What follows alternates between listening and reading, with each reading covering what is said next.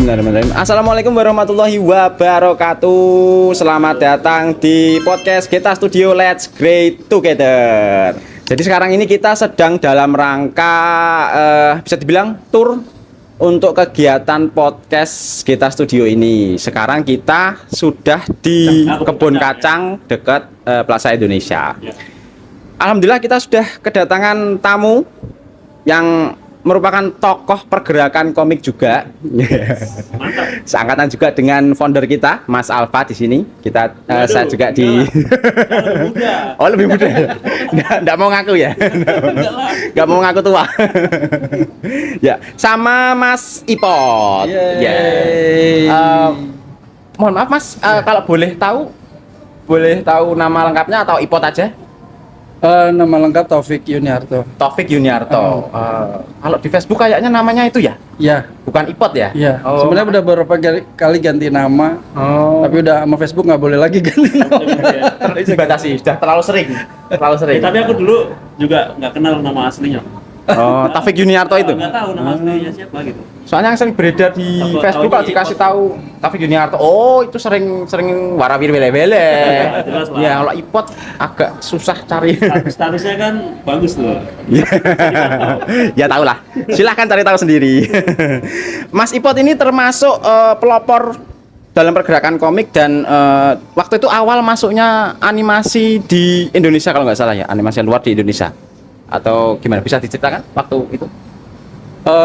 Iya, sebenarnya ada dua bab yang beda sih sebenarnya. Pelopor komik enggak juga sebenarnya ya. Ikut-ikut aja sih karena memang ini ngomongin komik dulu ya sebelumnya animasi ya. Kalau komik itu kan karena memang komik Indonesia mati suri Waktu itu ya era dari 80-an 90-an tuh mati suri karena ya industrinya belum jalan ya, belum aware tentang hak cipta dan segala macam gitu ya. Dan kalau mungkin istilah sekarang kayak FOMO gitu ya. FOMO.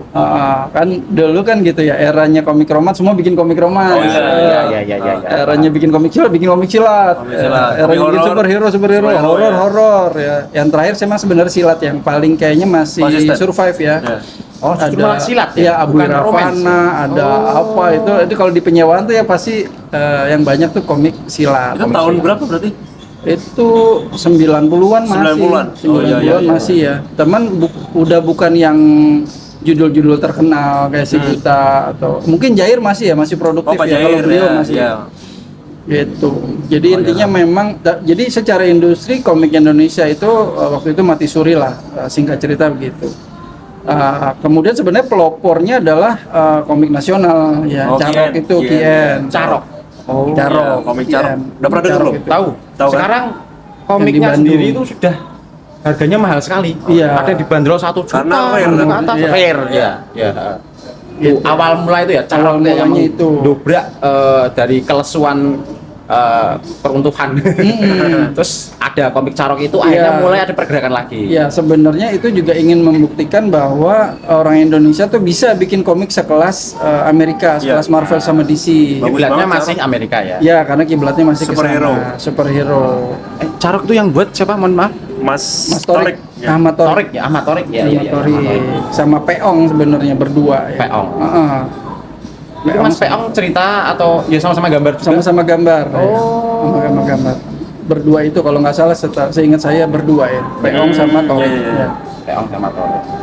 Lalu dari Carok itu muncul generasi komik Ya. baru lagi. Kemudian Termasuk eh, Mas Ipot ini sudah masuk atau baru sebagai belum, masih pemerhatian? sebagai fans yang tiba-tiba seperti anak bayi yang balita yang dapat mainan baru gitu ya. Bagus nih, keren. Wah, ternyata Excited ya. ada yang kayak gini nih gitu kan. ya. Lalu kemudian ya terlibat di Pekan Komik Nasional waktu PKN, itu. PKN Itu- ya itu ya. Bukan PKN, PKN. Oh, PKN. Iya. Itu bukan yang di Kuningan ya? Bukan. Bukan ya? PKN itu yang menggagas anak-anak sastra UI. Sastra UI ya. Jadi ketika Carok itu muncul, nah anak-anak sastra UI ini yang 9 orang ini pendiri MKI ini, cikal bakal MKI. Oh gitu. Kemudian mereka datang ke Bandung minta izin untuk membuat pameran komik di kampus mereka di UI, Fakultas Sastra. Itu dimulai tahun 97. 97. Tahun 97. Nah, itu juga jadi hari lahirnya MKI itu sendiri gitu Oke, ya. oke, oke. 97 itu. 97 itu. Di event komik pekan itu. Pekan Komik Nasional. Pekan Komik Nasional. Diselenggarakan di UI. UI di kampusnya. Mas menggandeng kampus ya waktu Ya, itu menggandeng kampus. Sebenarnya kampus yang menggandeng komikusnya. Ya, Pokoknya ya. kita bikin acara, kita sediain stand, semua komikus boleh ikut terlibat, semua nggak berbayar, Ya. ya, semua happy, semua berpameran, gitu, dan alhamdulillah sukses. Ya. Nah ternyata Itu acara pertama. acara pertama Oh, langsung sukses ya. langsung sukses, seminggu ya acaranya waktu itu, ya. Seminggu. Seminggu. Mantap. Pekan itu. Iya, di situ ada workshopnya, ada sarasehan semua. Jadi lengkap, nggak cuma pameran aja. Kayak hal baru ya waktu itu ya, kayak ini Ya. fresh nih. Apa ini? Betul. Gini ya. Pelaku-pelakunya ternyata ada kan. Ilustrator kayak ada, komikus. Makanya excited sekali, 1 minggu bisa sukses acaranya, itu kan berarti Iya. ya. acaranya memang dinanti-nanti lah. Ya, Iya, betul. dan orang-orang umum pada datang semua, bela-belain datang ke UI, bahkan ada yang masih anak SMA bela-belain ya bolos sekolah gitu untuk bisa hadir di situ gitu. Bukan sesuatu yang bisa dicontoh. Pulang dulu. Tapi karena saat itu memang nggak ada lagi event kayak gitu, Nggak gitu ada, ya, itu nggak ada. waktu itu ya. Gitu. Nah tahun 98 baru mulai Dirjen Pendidikan mengadakan Pekan Komik dan Animasi, itu namanya PKN. PKN. Baru PKN. Ya, itu yang pertama tahun 98. Dan Di? panitianya memang anak-anak MKI. Itu yang di mana tuh? Itu di Galeri Nasional, Galeri depan Nasional. Stasiun Gambir. Oh, baru di sana campur tangan dari pemerintah. Iya, ada campur tangan dari pemerintah. Loh, Jadi kalau- gabungan komik dan animasi. Yang di Kuningan itu ke PKN berapa? Itu PKN kalau nggak Dua. salah, bukan. Ketiga kalau nggak salah ya. Oh, 3 itu ya? Ketiga Itu betul. tahun Dirimu ketemu 9 deh. 9, enggak, itu kan sebenarnya PKN itu 2 tahun sekali. Oh. Yang kedua itu tahun 2000 di Galeri Nasional juga. Oh, itu 2000. Kemudian Yang ketiga? yang ketiga ternyata nggak 2 tahun sekali, tahun 2001-nya langsung bikin lagi yang Oh, ketiga. itu 2001. Di Usmar Ismail itu. Oh, ya pas itu aku datang ke PKN. Mm-mm. Ketemu Mas Beng itu. Belum. Belum. Oh, Mas Ketemu, belum. Mas Beng itu 2003 di Jogja. Oh. PKN 4 ya? Iya, PKN 4 ya? PKN, iya betul. Di Jogja 4. Akhirnya ketemu Mas Beng Nah, itu. iya. Berlanjutlah cerita sampai yang tadi Iya, itu ya. betul. Oh. Lah, waktu pertama kali diadakan di 2007 itu ya? 2007 waktu pertama kali diadakan. 97. 97. 97, mohon maaf. 97 itu kan yang ikut serta dalam event itu jadi anak-anak UI atau Campuran, ada yang dari Jogja waktu itu Apotek Komik, Studio Komik Apotek Komik. Jadi waktu itu ketika mau mengadakan pameran itu didata dulu studio-studio komik. Emang kebanyakan masih di Pulau Jawa ya, dan komunitas komik itu baru berada di kantong-kantong kampus ya. Iya. Dari akademisi mahasiswa gitu Akademisi ya. Dan disitulah mulai komik terbitan dengan fotokopian. Oh, iya. Iya. Cikal bakalnya. Cikal bakalnya dari situ. Disitulah akhirnya membuka mata teman-teman yang lain. Oh ternyata kalau cetak itu mahal, nggak punya duit, kita bisa dengan fotokopi. Benar. Iya. Gitu. Ini benar banget. Mempermurah biaya modal. Bermurah biaya. Iya. Dan itu akhirnya menyemangati teman-teman yang lain untuk bikin studio komik juga. Oh, akhirnya dari situ menjamurlah Menjamurlah komik. studio Oh. Terus akhirnya komik-komik fotokopian itu mulai hilang lagi. Sekarang. Jadi Iya. mungkin karena tergantikan sama mudahnya media sosial itu mungkin ya. Iya. Karena dulu kan karena media sosial kan memang belum begitu marak, Betul. jadi ya salah satu alternatifnya ya pakai fotokopian itu. Betul. Karena memang dulu juga beredarnya komik fotokopian kan memang lewat event per event aja, event pameran ya. Itu di luar itu ya mungkin ada juga yang lapak di pinggir jalan ya. Kalau sekarang kan sudah ada all shop bisa jual di sana, dan Sekarang teman-teman udah mulai ini juga kan, banyak yang sudah punya rezeki dan mulai cetak gitu ya. Cetak dulu nggak semahal dulu lah. Ya, sekarang sudah lebih murah, Ya. lebih terjangkau harganya. Lah waktu kalau yang sekarang ini yang masih kemarin jualan komik fotokopian itu Mas Weta Kartika. Oh iya. Iya, dia kayak menggalakkan lagi komik fotokopian, dia jualan karyanya dia di fotokopi, dijual kalau orang pertama kali lihat apa ini? Jadi acara apa itu? Itu kalau nggak salah Komi Para. Oh baru ya. Komi Para. Jogja kemarin. Oh yang di Jogja. Mei kalau nggak salah kan. Keren. Ya dia juga pakai kostum kafe gitu kan, kopi kan, fotokopi. Oh. Jadi barista gitu. Oh maksudnya Aneh-aneh. itu. Iya. Orangnya terlalu kreatif. Mas Weta. Terkonsep ya. Terkonsep, benar-benar terkonsep. Ya. Keren. Lah itu waktu MKI berdiri itu Mas Ipot sudah ikut berkecimpung atau belum? 97 pertama kali saya belum. Saya mulai berkecimpung tuh 98. 98. Ah. Itu bergabung di MKI. Iya. Ikut dalam pengurusan. Oh, sebagai apa waktu itu? Kebetulan dipercaya sebagai humas waktu itu. Humas, hubungan masyarakat. Oh. Hubungan dengan mas-mas. Hai. Waktu itu kan sedang berkembangnya komik lokal ya. Mungkin dari MKI itu ya. Kiprah MKI di sejarah suatu bagian dari sejarah komik lokal tuh bisa diceritakan Mas waktu dulu. Kan sekarang kayaknya sudah nggak aktif ya. Kalau dulu seperti apa? Ya sebenarnya peran MKI kalau saya tangkap sekarang ya. Kalau zaman dulu mungkin kita belum nangkep apa sih Pokoknya asal sebenarnya. bergerak ya, Yang Bu, ya? penting kita ngumpul aja dulu ya. Ngumpul gerak ya. Tapi ternyata setelah era sekarang kita baru mikir, iya ya, MKI itu jadi kayak salah satu timeline yang komik Indonesia, komik Indonesia yang sekarang. Iya. Karena pelaku komik Indonesia sekarang itu mengerucutnya semua ada di situ tuh. Iya, iya. Termasuk Mas Krisli. Oh iya. Dulu dari Bajing Loncat Studio. Pertama dulu bukan Bajing Loncat, namanya Studio Millennium dulu.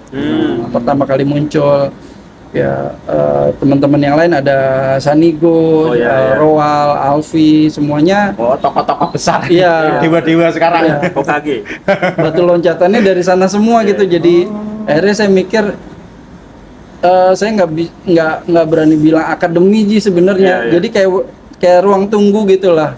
Ruang tunggu, ruang diskusi gitu ya, berbagi ilmu sama teman-teman yang lain gitu ya. Bahkan sampai Kalaris internasional ya. Iya. Itu juga belajarnya juga di situ dengan Photoshop 5,5 termasuk saya juga. Jadul sekali.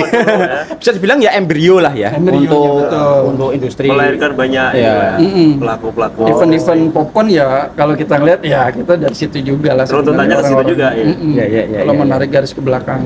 Oh. Itu aja sih sebenarnya ya kalau dibilang peran besar enggak juga sih sebenarnya. Kita secara awareness tidak se-aware sekarang gitu ya. Kita dulu cuman mikirnya bagaimana kita bisa mengekspresikan hobi kita, karya kita. Bahkan kita nggak mikir royalti, yang penting berkarya. Terus ada orang, Mas punya komik saya belum? Kasih. Benar banget. Nggak pikir untung rugi, udah pokoknya kalau ada ketemu orang, wah ini komik saya gitu. Ada yang baca aja udah. Ada yang baca udah seneng ya. Iya benar. Ya. Di zaman itu belum mikir-mikir untung rugi, yang penting kita berkarya dulu aja. Betul. Mungkin semangatnya perlu digalakkan lagi sekarang ya. Ya karena waktu itu juga kita masih jomblo semua ya maksudnya. Jadi acara event pameran deh, itu sekalian acara cari jodoh sih sebenarnya. walaupun kayaknya aku sendiri gagal mendapatkan jodoh dari pameran gitu. Karena dapatnya ketemunya nggak dari situ gitu. Nggak tahu kalau ini masih sifatnya. Tapi sudah menikah? Sudah punya putra ya? 2004 menikah. Oh. Dan alhamdulillah juga ya dari uang nikah, uang nafkah sampai sekarang ya didapat dari dunia komik, ilustrasi, animasi. Kegiatan sekarang masih membuat komik atau masih menerima pesanan commission atau gimana? Commission enggak, ya alhamdulillah ada kontrak dengan salah satu studio komik. Oh, lokal, interlokal, internasional. Iya, kebetulan base-nya di Perancis ya. Perancis. Studio Beduin itu. Beduin ya. Oh, itu membuat komik apa? Kalau boleh tahu. Kalau yang saya tahu memang Beduin itu kan awalnya ingin menceritakan bagaimana kehidupan Muslim minoritas di Perancis ya. Suka dukanya mereka bertetangga dengan yang non Muslim seperti apa gitu ya. Bagaimana mereka bersikap sebagai seorang Muslim yang minoritas di sana. Itu aja sih sebenarnya. Jadi komik genre religi lah ya. Genre komik religi, Islam. betul. Di kita industri komik lokal ini kan juga ada komikus-komikus yang genrenya religi dan mereka tergabung dalam apa Mas ya? Yang dirimu juga tergabung tuh? Ya, Likomik maksudnya. Likomik ya, Likomik sama satu lagi? Likomik ya. Itu Mas Ipot juga tergabung dalam situ atau tergabung juga ya? Ya, alhamdulillah. Karena memang kalau komik Islami, nah sebenarnya ini juga jadi titik tolak industri komik Indonesia itu jadi semarak itu adanya genre komik Islami. Ya. Kita bisa melihat bahwa bergairahnya komik Indonesia itu bisa jadi sebagai pilihan profesi yang menjanjikan adalah teman-teman dari komik Islam itu sendiri gitu ya. Jadi dari teman-teman itu ya sebagiannya tuh ya sudah bisa beli rumah dari situ, beli kendaraan dari situ ya. Dan ya kita kalau bisa itu jadi ukuran ya termasuk menjanjikan gitu ya. Jadi komikus itu. Gitu. Saya tuh penasaran, itu kan hampir sama ya. Perbedaannya apa sih? Kalau Mas Alfa kan dua-duanya dengan kan sama-sama komunitas komik religi. Ya itu ikomik dan likomik tuh. Ikomik dan likomik. Perbedaannya. Perbedaannya apa ya? Kan kenapa nggak jadi satu aja gitu loh? Kalau Mas Alfa kan tergabung dalam dua-duanya. Ya kalau aku lihat sih di adzan. Mau aja. Kita lanjutkan tadi setelah tertunda sama adzan. Tadi sebentar lagi aja.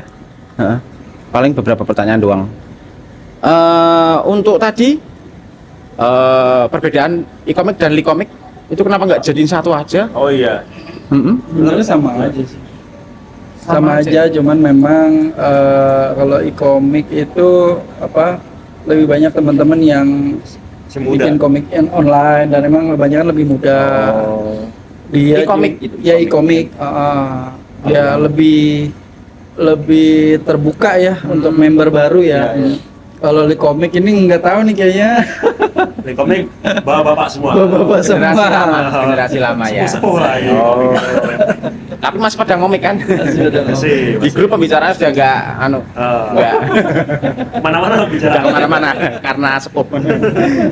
Kalau Mas Ipot ini kan